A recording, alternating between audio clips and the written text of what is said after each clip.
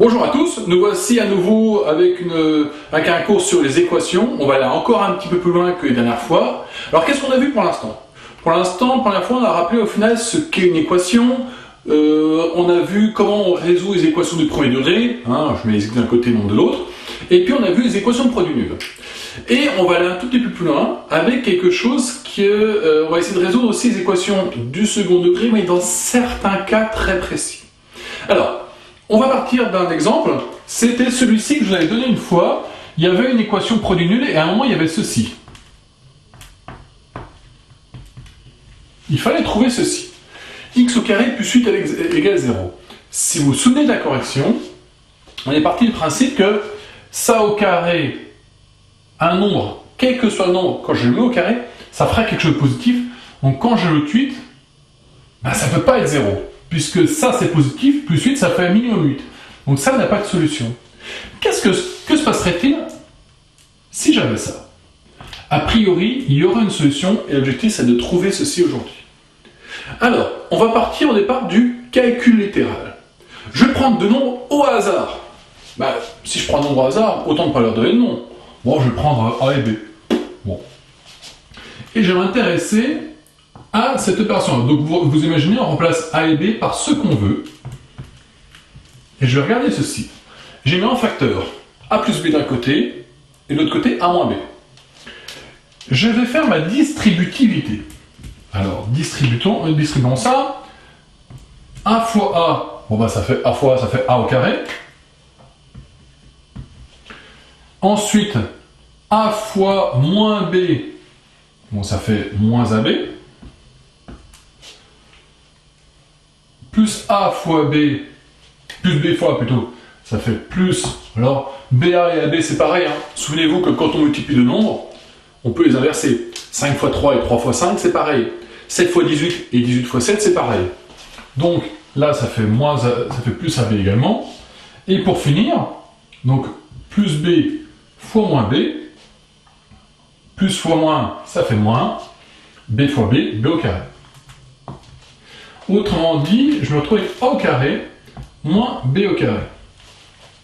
Ce truc-là, si vous demandez à vos parents, ils connaissent, s'ils ont fait le cours de troisième, s'ils se souviennent un tout petit peu du cours de troisième, ils doivent se souvenir au moins du nom de ce truc-là. C'est ce qu'on appelle une identité remarquable. Alors une identité remarquable, ça va être ceci, je vais mettre bien en rouge. Et moi en plus je prends plutôt ça en premier pour aller vers ça. A au carré moins B au carré, c'est égal à A plus B facteur de A moins B.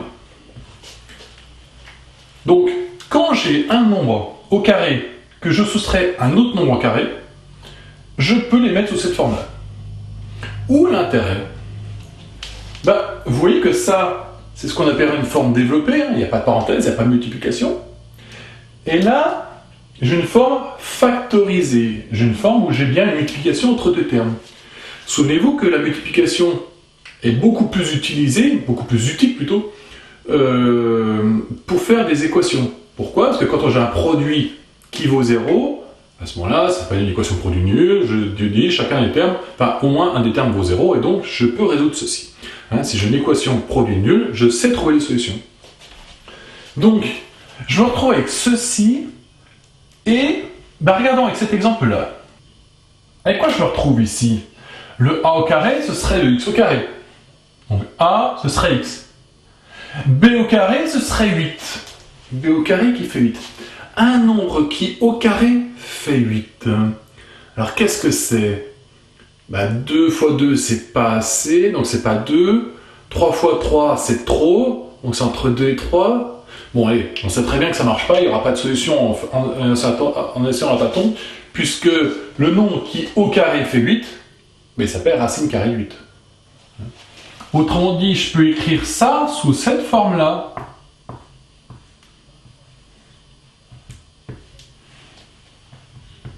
Bon, alors là, pour le coup, souvenez-vous, racine carrée carré, c'est nul, c'est deux fonctions qui sont opposées l'une de l'autre. Quand je prends 8, je prends sa racine carrée et après je mets au carré. Je me retrouve à faire ceci, ces deux opérations qui sont inverses l'une de l'autre. Donc, ceci et ceci, c'est la même chose. Alors dites-vous, enfin juste une petite remarque, c'est que ceci, hein, ça marche avec un moins là. Ça marche pas avec un plus, hein. Ça marche avec un moins. Tout à l'heure, quand j'ai commencé au tout départ, j'avais x au carré plus 8 égale 0, il n'y avait pas de solution. Je ne pouvais pas faire cette technique-là. Là, j'ai un moins, je peux faire. Bon, et bien A, c'est x, B, c'est racine de 8, donc je peux continuer. Donc ça, c'est A plus racine de 8, facteur de A, de x, excusez-moi, x plus racine de 8, et x moins racine de 8 égale 0. Bon, par contre, ça c'est une équation que je sais résoudre. Ça soit x plus racine de 8 égale 0, ou x moins racine de 8 égale 0.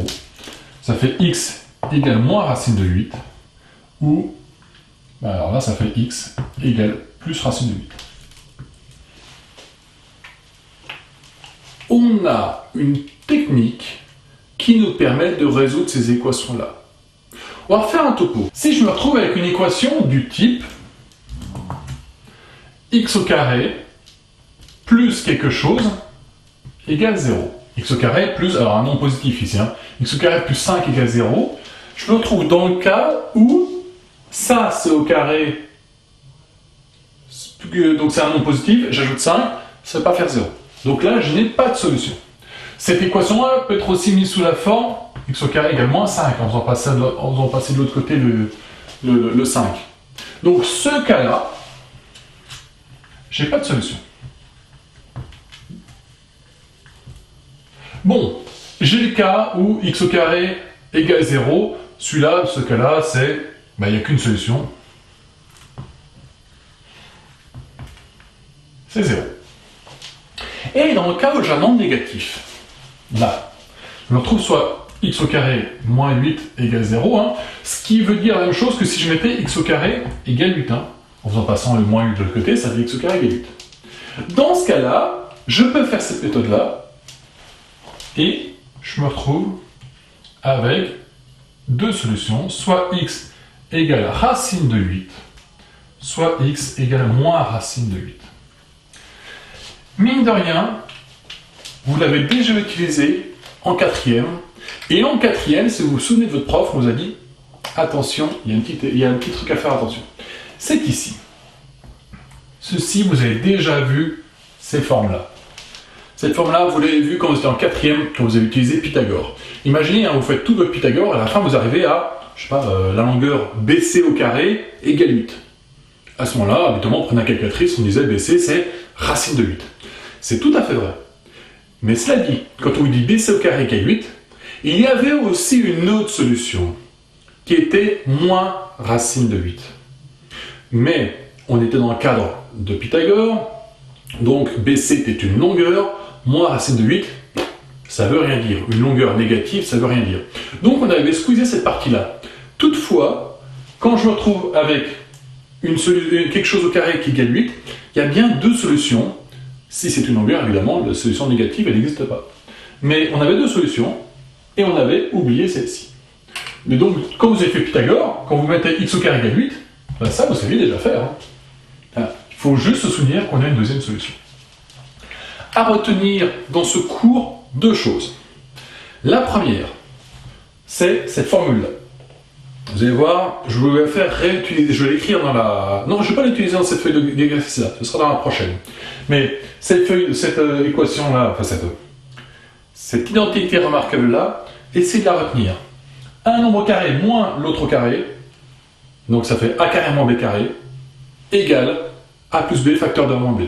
C'est de loin l'identité remarquable la plus importante. Pourquoi je dis l'identité remarquable la plus importante? Parce qu'en fait, il en existe trois. Nous, cette année, nous ne verrons que celle-ci. On n'aura pas le temps de voir les deux autres. Mais vous verrez les deux autres au lycée, mais ils ont beaucoup moins d'intérêt. Donc, ceci à se souvenir. Et la deuxième chose, c'est ceci. Donc, dans le cas où vous vous retrouvez avec x au carré égale quelque chose, que c'est souvent cette formule-là qu'on retrouve assez souvent. Hein. Voilà. Dans le cas où on se retrouve avec x au carré égale quelque chose, soit ce quelque chose est négatif, j'ai pas de solution. Soit c'est 0, j'ai qu'une solution, c'est 0, soit c'est positif, et là, j'ai deux possibilités, c'est racine carrée du nombre ou moins racine carrée du nombre. Donc avec ceci, vous avez déjà pas mal de petits boulots à faire pour la prochaine fois. Encore un exercice qui va sortir directement des 9 chapitres sur le calcul, le livre chinois du 2e siècle avant Jésus-Christ. Et puis donc là, vous allez voir, il est un petit peu moins long que les dernières fois, enfin cette feuille de calcul est un petit peu moins longue. Lundi prochain, je donne une feuille de calcul, on va faire un rassemblement de tout ce qu'on a fait depuis le départ. Moi, d'ici là, je vous souhaite un bon week-end, et puis à lundi.